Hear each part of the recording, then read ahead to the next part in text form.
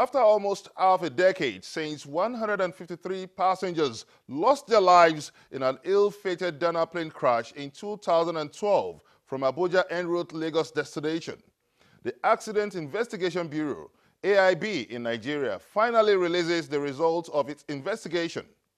It says the crash was as a result of engine failure and poor judgment of the pilots. How accurate, detailed, and objective is the AIB's report? It's question time. Welcome to the program. I'm GBENGA ASHIRU. Why not join in this conversation? Send us your comments on our various social media platforms showing on your screen. The stake is indeed high as the fate of innocent flight passengers hang in a delicate balance if the reports of air mishaps remain concealed, selective, or prolonged. The episode of missing black box from crash site raises many unanswered questions in the mission to get an honest account and investigative evidence of a plane crash. In finding answers to these questions, Channels TV was at the Accident Investigation Bureau in Lagos. We met with the commissioner of the bureau, Engineer AKIN OLATERU. We began by asking what's responsible for the prolonged delays in getting flight accident reports in Nigeria. The Commissioner Accidents Investigation Bureau, Engineer AKIN OLATERU, thank you for joining us on this episode of Question Time. Thank you very much. Thank you for having me. With the recent release of 4 accident reports now, this is expected to bring some sigh of relief to many Nigerians. But going by the records that we have, about 35 air crash reports being delayed and yet to be released. That brings some cause of worry, and it really begs the question that what is responsible for the delays of these accident reports?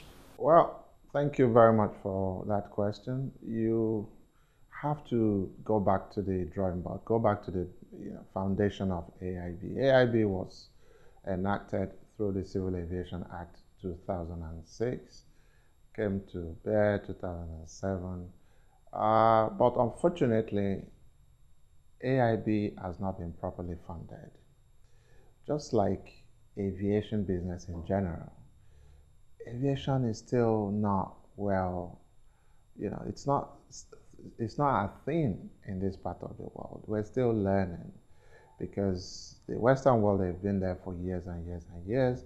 So when accident investigation came about, it was still new. People still don't really understand the full advantages or benefits to it. Hence, there was, not really good funding was appropriated for it. When you talk of paucity of funds now, Accident Investigation Bureau gets its annual budgets approved and also allocated to the institution from the national budget. So how do you mean by saying that the Accident Investigation Bureau suffers paucity of funds? I'll give you an example. When I came on board, looking through the proposed 2017 budget that was done by my predecessor, was 6 million naira was allocated to accident investigation. That is just not it. There is no way to move one engine abroad for engine tear down alone will cost you over 6 million naira. So I think it's just not being properly funded. And that is the reason why there's several delays of accident reports. It is just now we're trying to, push this to the world to let them see we need to really, really fund AIB so that we can do what we're supposed to do. Our mandate is clear. We're supposed to investigate accident, come up with safety recommendations to prevent future occurrence. Now, when you raise the issue of paucity of funds now, and you've been able to release 4 reports of accidents, plane accidents recently, does that suggest that you've gotten some fresh injection of funds into the system of the AIB? Well, sometimes you have to think out of the box. It is not all about funding sometimes. Sometimes it's a managerial style. It is about taking ownership. It's about having a go-go attitude. It's not. everything in life is not just about funding. You know, administrative style too has a lot to do with it. So the four that was released had very, very little to do with funding. You raised the issue of administrative style, and I want to believe that this is leading us ashore to the root of the problem of accident mishap in the country.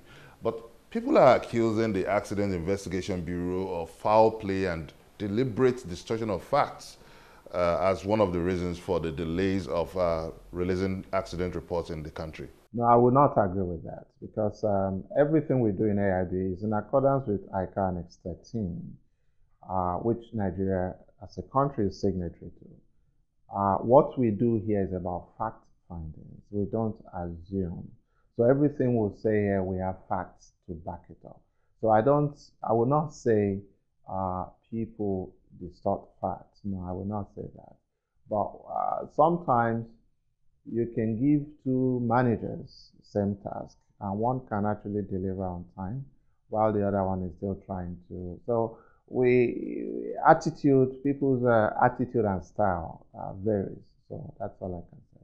Being in this office now, do you come under pressure in terms of releasing the report? Because we understand that the stake is high in terms of whose ox is God concerning the release of many of these plane crashes, the reports of these plane crashes. No pressure at all from anywhere.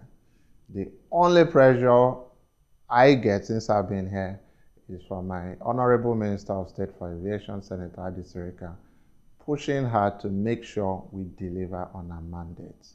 So that's the only pressure as far as I'm concerned, because we just have to do what we've got to do. It's not, you don't have to wait for anybody to tell you what to do. What to do. We just have to crack on. Most of the reports from the AIB has been delayed for decades now. What's the assurance that we'll be having an accurate report?